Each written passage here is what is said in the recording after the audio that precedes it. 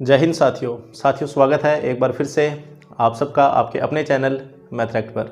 साथियों, आज की इस वीडियो के अंदर हम बहुलक का एक क्वेश्चन सोल्व करने वाले हैं जो कि कक्षा 10 राजस्थान बोर्ड अजमेर की जो एक्सरसाइज है 14th एक्सरसाइज उसमें से पॉइंट अपना 14.2 और उसका क्वेश्चन नंबर है 3rd, जिसमें हमें मासिक बहुलक व्यय जो है वो हमें ज्ञात करना है। तो चलिए स्टार्ट करते हैं आज की इस वीडियो और सोल्व करते हैं इस बहुलक के क्वेश्चन को।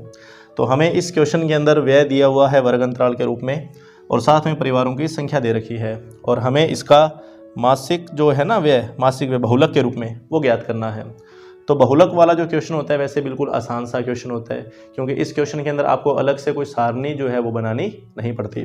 बहुलक के अंदर हमें ये देखना होता है कि ये जो बारंबारताएं आपको दे रखी है इसमें सबसे बड़ी बारंबारता कौन सी है। तो अभी आपको दिखाई दे ही रहा होगा कि इसमें से सबसे बड़ी जो बारंबारता है वो है 40। तो जो बारंबारता सबसे बड़ी होती है वो हमारे लिए बहुलक वर्ग होता है, मतलब ये हमारे लिए एक बहुलक वर्ग है। और इस बहुलक वर्ग की जो ये बारंबारता है इस बारंबारता को बोला जाता है F1 और इससे ऊपर वाली जो बारंबारता है उसको बोला जाता है F0 और इसके नीचे वाली जो बारंबारता है इस बारंबारता को बोला जाता है F2। और ये जो बहुलक वर्ग है हमारा बहुलक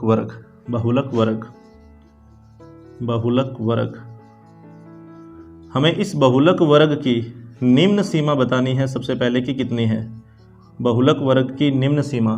तो बहुलक वर्ग की जो निम्न सीमा है वो ये रही 1500 रुपये।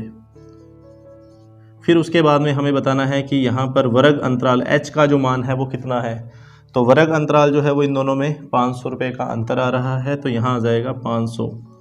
फिर इसके बाद में ये तीनों मान हमारे सामने है। आप यहाँ पे लिखना चाहो तो लिख सकते हो कि बहुलक वर्ग की बारंबारता, बहुलक वर्ग की बारंबारता मतलब F1।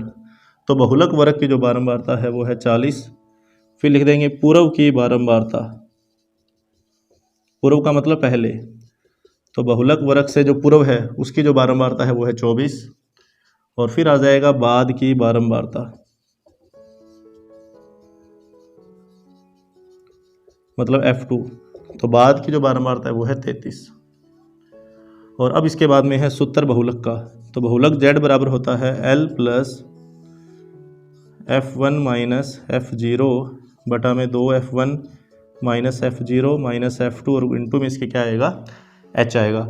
और इसको सोल्व करेंगे तो हमारे पास बहुलक की वैल्यू आ जाएगी। तो देखिए Z बराबर सबसे पहले L का मान 1500, फिर प्लस F1 में से F0 को माइनस करना है, मतलब 40 में से ये 24 घटेगा, 40 में से 24 और नीचे F1 का दुगना, तो F1 40 का दुगना तो यहाँ 80, माइनस में F0 मतलब 24 और माइनस में F2 मतलब 33 और इसके गुणा में है H का मान कितना है 500।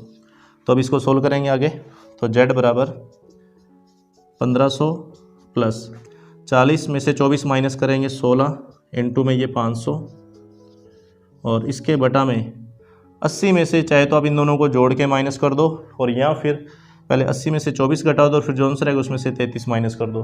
अच्छा, वैसे अगर अपने इन दोनों का जोड़ करें 24 और जो 33 है वो बन जाएगा 57। तो 80 में से जब अपने 57 को माइनस करेंगे तो हमारे पास कितना आ जाएगा 23 आ जाएगा। तो यहाँ पर लिख देते हैं 23। अब 16 का गुणा कर देंगे 500 के साथ, जो आंसर आएगा उसमें 23 का क्या करेंगे भाग दे देंगे। तो यहाँ लिख लेते हैं इसको कि Z बराबर 1500 प्लस 16 5 80 तो 8000 और 8000 में 23 का भाग दे देंगे।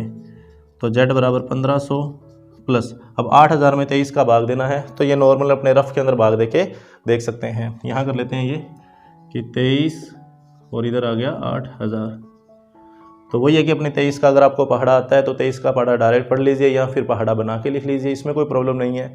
तो 23 अपने 23 दूना 46 और 23 तिया 69, 23 चौका 92, तो 23 तिया 69 माइनस किया तो कितना आ गया 11, ऊपर से 0 लिखा और 23 चौका 92 माइनस किया तो 8 और 11 में से ये 10 में से 9 माइनस किया तो 1 18 आ गया अपने पास और ऊपर से एक 0 भी बचा हुआ है तो ये 0 यहाँ उतारा। और अब ये भाग कितने बढ़ जाएगा, तो 23 5 और 23 6 पे चला जाएगा ये भाग। 23 इंटू 6, 6 दिया 18 और 6 दूनी 12, 23 का 138 और 23 इसमें जोड़ेंगे तो 23 7 तो 6 और 1 161, 23 7 161 तो 7 पर जाएगा बिल्कुल ये। तो 23 7 161 आ गया अपने पास। माइनस किया तो कितना आ जाएगा, ये 19 आ जाएगा। और अब अपने क्या करेंगे, देखो ये जीरो यहाँ पे काम आ गया, ये जीरो यहाँ काम आ गया और ये जीरो यहाँ काम आ गया। अभी कोई भी संख्या तो बची नहीं हुई, तो इसका मतलब यहाँ पे क्या लगेगा, पॉइंट, और यहाँ पे क्या आ जाएगा, जीरो आ जाएगा। और अब ये फिर से बाकी किस पे चला जाएगा, 7 पे चला जाएगा। ये देखते हैं इसको, 161 यहाँ पे लिखा और माइनस किया तो यहाँ पर कितना आ जाएगा, 29। तो इसका मतलब 8 पे जाएगा भाग, ये किस पे जाएगा, ये भाग 8 पर। तो 23, इसमें 23 जोड़ लेते हैं तो कितना आ जाएगा, ये 1 8 और 4, 23 8 184, 8 या 24 और 8 2 16, 16 और 2 18। ठीक है, माइनस किया तो कितना आ गया, 6, पॉइंट तो लगा ही हुआ है तो 0, तो 23 दूना 46। तो पॉइंट के बाद 2 अंक आ चुके हैं तो आप यहाँ तक इसको छोड़ सकते हैं। तो ये आ गया हमारे पास 347.82। तो Z बराबर, ये इसमें जोड़ देंगे, यहाँ पर 347 आ जाएगा तो 1847.82 रुपये। ये अपने पास मासिक जो व्यय है बहुलक के रूप में, ठीक है, ये बहुलक के रूप में मासिक व्यय आ चुका है। तो चेक कर लेते हैं इसका आंसर, ये सही है या नहीं है।